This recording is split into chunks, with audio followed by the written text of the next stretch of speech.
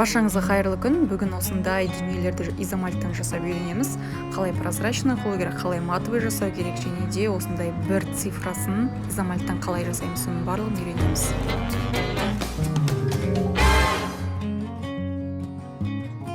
Алдымен осылай изомальт 200-300 грамм алып отқа қоямыз. 160-170 шамаға жеткен кезінде астын өшіріп, краситель қосамыз. Қазір біз прозрачный изомальт жасап жатырмыз. Барлығын жақсылап араластырып аламыз. Сосын бізге силиконы коврик қажет болады. Соның бетіне изомальтты осылай қасықпен құйып, осылай думалатып шығамыз.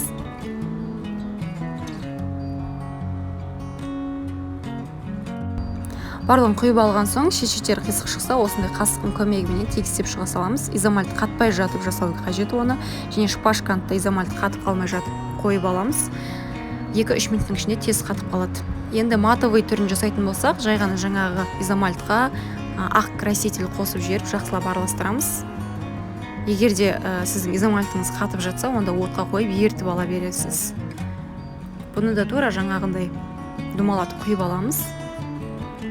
Және де қатып қалмай жатып шпажканы қойып аламыз. Қатып қалмай жатып шешеттерін барлығын тегістеп аламыз. Өйткені изомальт 2-3 минуттың ішінде тез қатып қалады. Және изомальтпен жұмыс жасап жатқан кезінде қолға тиюден абай болыңыз, өйткені қол терісіне тиіп кеткен жағдайда қатты күйдіруі мүмкін.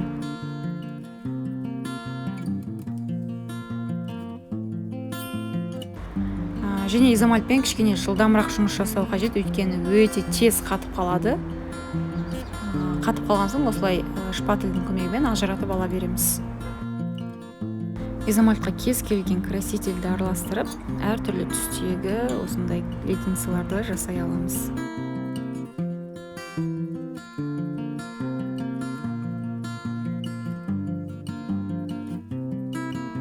Енді бір деген цифраны изомальтпен жасайтын болсақ, алдымен қағазбен осылай кесіп аламын бірді.